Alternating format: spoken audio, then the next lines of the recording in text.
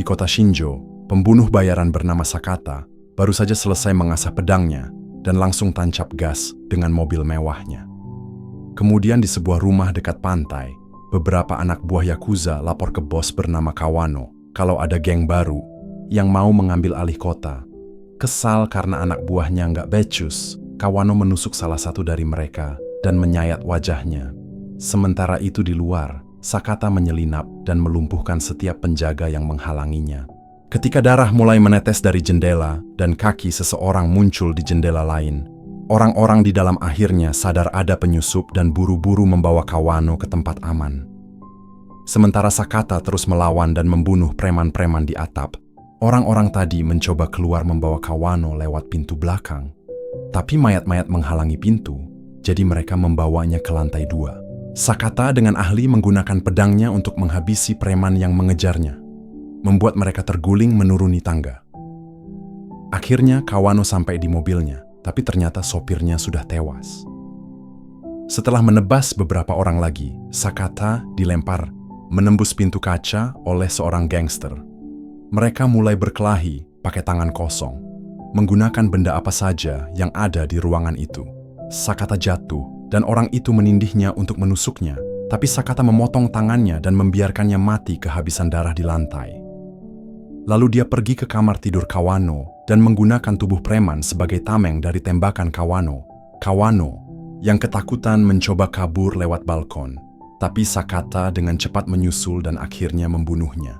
Saat seorang preman mencoba menembak Sakata diam-diam, dia malah dibunuh duluan oleh Fujita, orang yang biasa memberi Sakata pekerjaan. Saat mereka keluar, Fujita membayar Sakata untuk misi ini dan memintanya jangan pensiun, tapi Sakata menolak karena keluarganya sekarang jadi prioritasnya. Semua ini dilihat oleh seseorang dari kegelapan. Setelah itu, Sakata pulang ke rumah menemui istrinya bernama Aoi dan putrinya bernama Ryo, lalu mandi sebelum makan malam. Saat Sakata sedang ganti baju, dia mendengar keluarganya berteriak dan mendapati beberapa pria bertopeng iblis mengelilingi keluarganya. Mereka berterima kasih pada Sakata karena sudah menyingkirkan geng Kawano, karena sekarang kelompok mereka yang bernama Kimengumi bisa mengendalikan kota. Saat salah satu pria menangkap Ryo, Sakata menerjangnya dan bersiap menembaknya, tapi dia terdiam kaku saat preman lain menembak sesuatu di atas meja. Lalu pria itu mulai menghajar Sakata di lantai. Ryo memohon agar pria itu tidak menyakiti ayahnya, jadi Aoi buru-buru menarik Ryo menjauh sebelum menangis memohon belas kasihan. Capek mendengar tangisannya, seorang pria menembak kepala Aoi.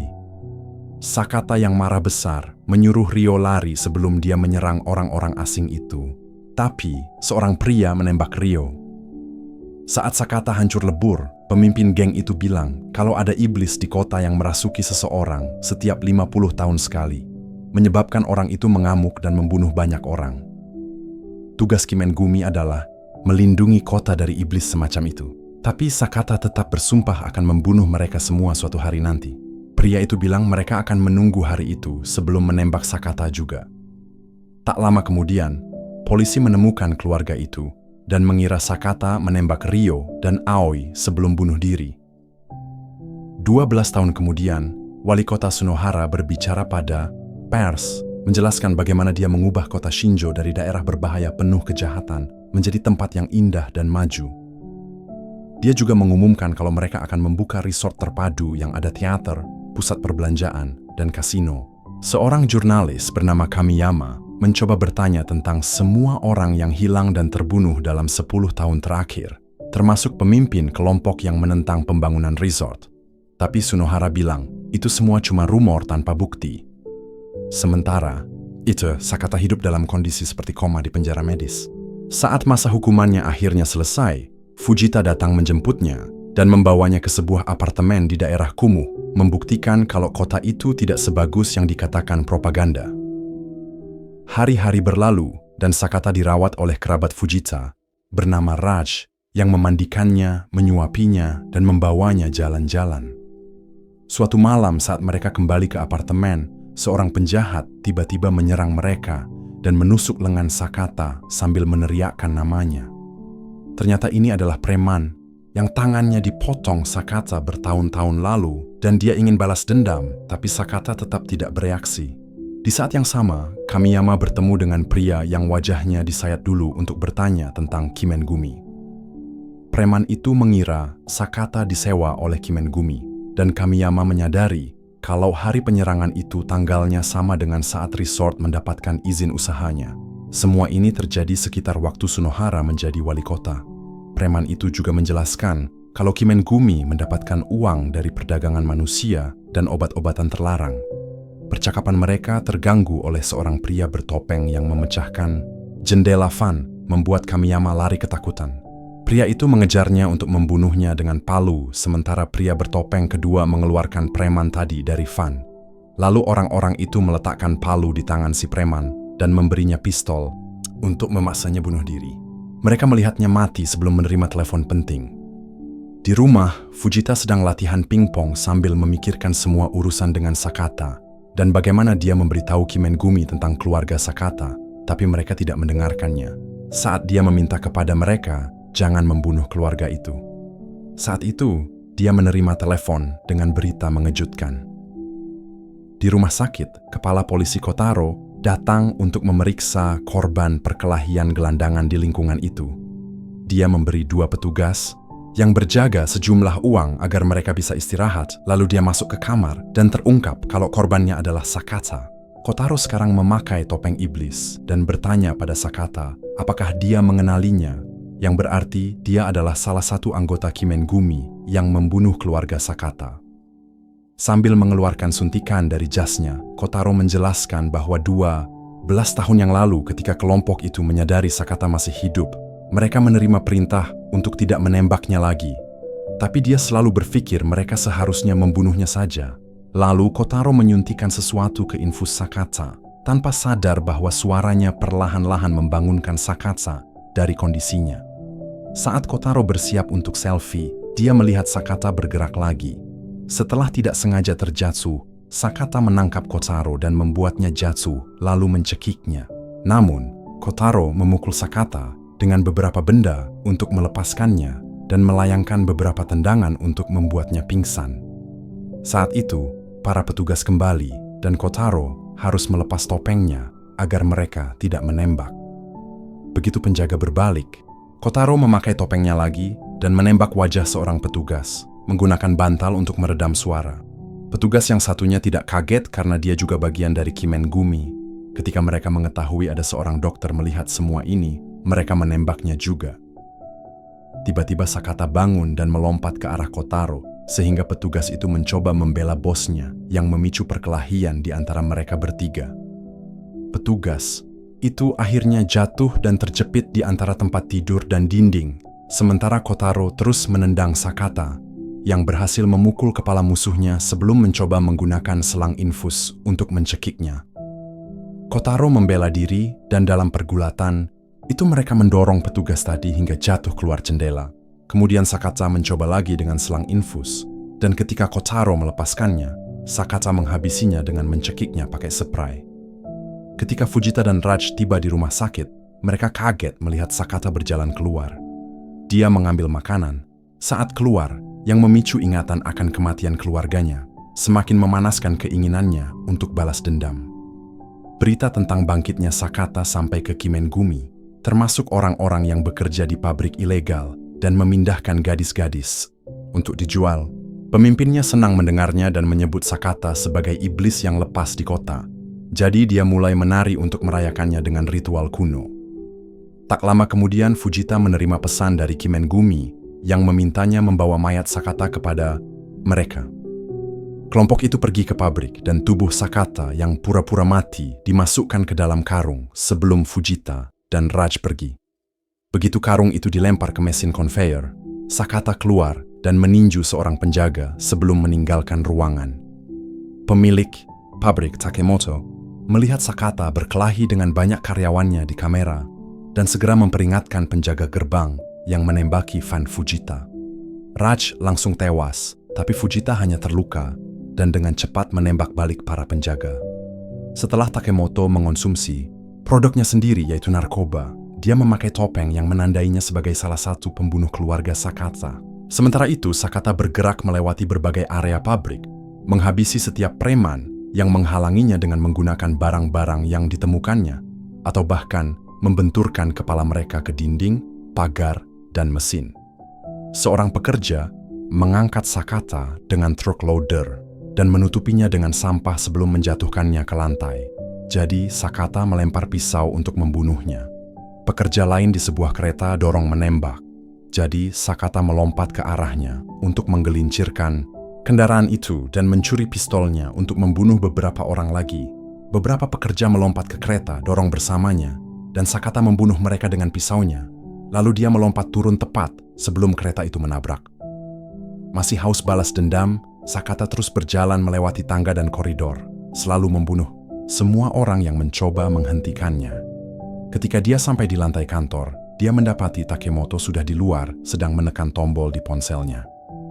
Saat itu gedung meledak dan Takemoto menerima telepon dari pemimpinnya yang melihat ledakan tersebut dan mengucapkan selamat atas keberhasilannya.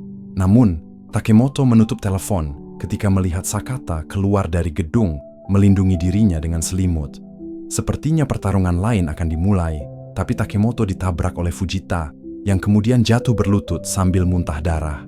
Dia meminta maaf kepada Sakata karena memberitahu Kimengumi tentang keluarganya dan setuju bahwa dia juga pantas mati, jadi Sakata tidak ragu menembaknya. Setelah itu, Sakata menggantung Takemoto dan mulai memukulinya, tapi Takemoto hanya tertawa dan bersumpah setia pada pemimpinnya. Saat itu telepon Takemoto berdering dan Sakata mendengar suara si pemimpin.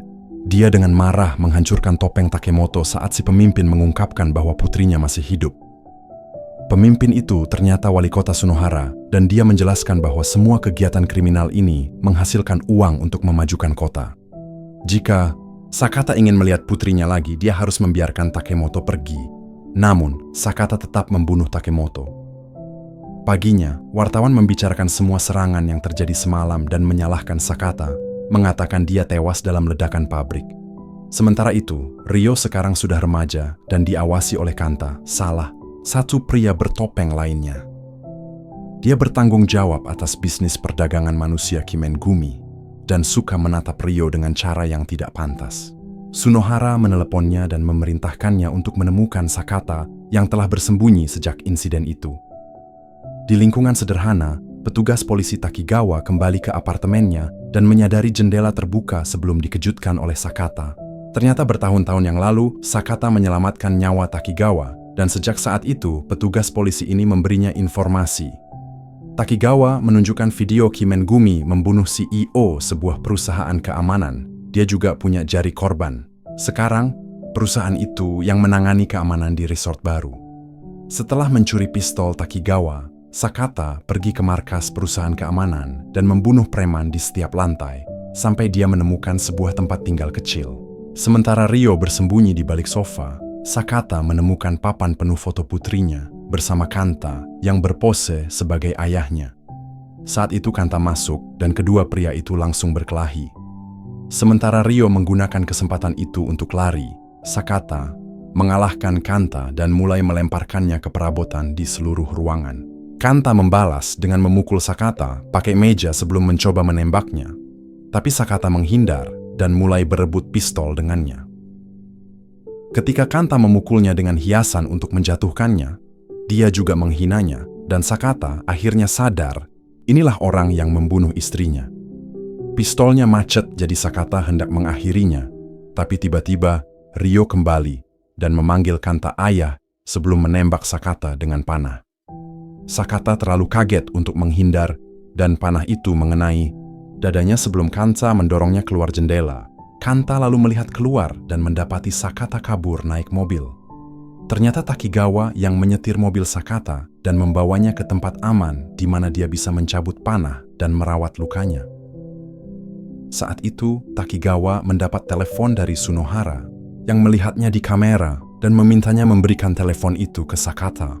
Lalu Sunohara memberitahu Sakata bahwa jika dia ingin melihat Ryo lagi, dia harus datang ke resort.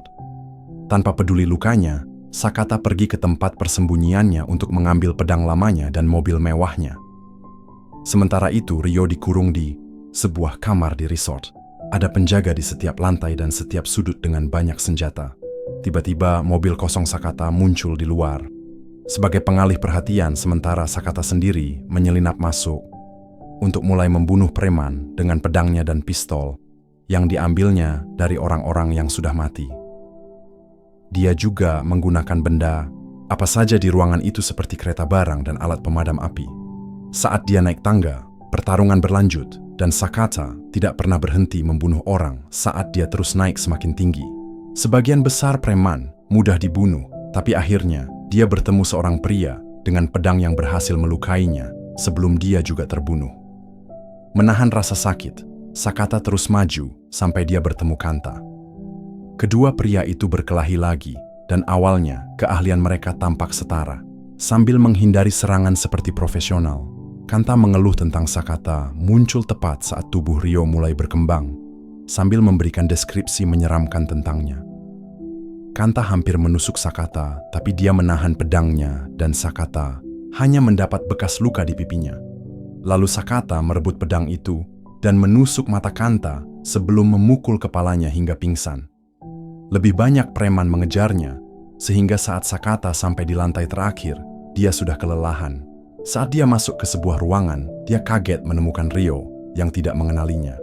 Gangguan ini memungkinkan pria bertopeng terakhir bernama Jin untuk memukul Sakata hingga pingsan. Beberapa saat kemudian, Sakata dibawa ke hadapan Sunohara yang menceritakan legenda iblis kota kepada Ryo. Sunohara ingin Sakata menjadi iblis itu dan menyiapkan pedangnya untuk membunuh Ryo, tapi tiba-tiba Takigawa masuk sambil menembak. Sebagian besar penjaga cepat mati, dan Sunohara menggunakan salah satu anak buahnya sebagai tameng untuk keluar ruangan. Sakata memanggil nama Ryo, dan kata-katanya membuatnya ingat hari kejadian itu.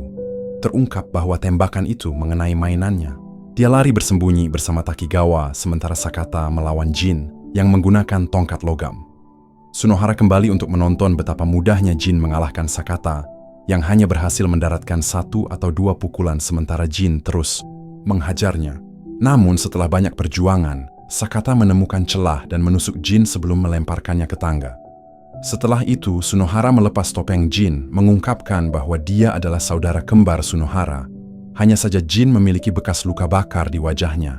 Ini sebuah kilas balik menunjukkan bagaimana mereka dipisahkan saat kecil. Tapi begitu bertemu, Jin akan melakukan apa saja untuk Sunohara, bahkan membunuh. Sementara itu, Takigawa mencoba meninggalkan gedung bersama Ryo, yang memutuskan untuk kembali demi ayahnya. Setelah memakai topengnya, Sunohara mulai melawan Sakata menggunakan pedangnya. Karena Sakata sudah terluka parah, mudah bagi Sunohara untuk menebasnya berulang kali sampai dia memotong tangan Sakata. Ini tidak cukup untuk menghentikan Sakata yang terus menyeret tubuhnya yang lemah untuk melancarkan serangan lagi. Sunohara menangkis semua pukulannya, tapi tetap bersemangat karena dia melihat Sakata benar-benar telah menjadi iblis kota.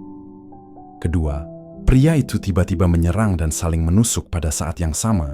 Jadi Sakata menggunakan kesempatan itu untuk membuka topeng Sunohara dan akhirnya membunuhnya dengan pukulan ke kepala. Kemudian, Sakata terguling menuruni tangga dan menyadari Ryo melihat semuanya. Dia mencoba mendekat, tapi saat itu Kanta muncul kembali untuk menembak Sakata. Selanjutnya, Kanta mencoba mendekati Ryo yang tidak mau berurusan dengannya lagi sekarang karena dia ingat Kanta membunuh ibunya. Dia memohon perhatian Ryo dan Sakata muncul di belakangnya untuk membunuhnya dengan pedang. Sakata ambruk di pelukan Ryo dan mengucapkan beberapa kata sayang sebelum meninggal. Beberapa waktu kemudian polisi, pemadam kebakaran, dan dokter datang untuk mengangkut semua mayat dan orang yang terluka. Salah satu dari mereka adalah Jin yang ternyata masih hidup. Ryo disuruh menunggu di ambulans, tapi saat semua orang lengah, dia kabur. Setahun kemudian Jin berpura-pura menjadi Sunohara dan memenangkan pemilu dengan mendapatkan simpati karena bekas lukanya. Setelah wawancara, Jin memakai topeng pemimpin dan melakukan ritual di sebuah kuil di hutan. Saat itu Ryo muncul dan menembak Jin dengan banyak panah sampai dia mati. Kemudian dia pergi dengan mobil ayahnya, di mana dia menyimpan foto keluarga mereka.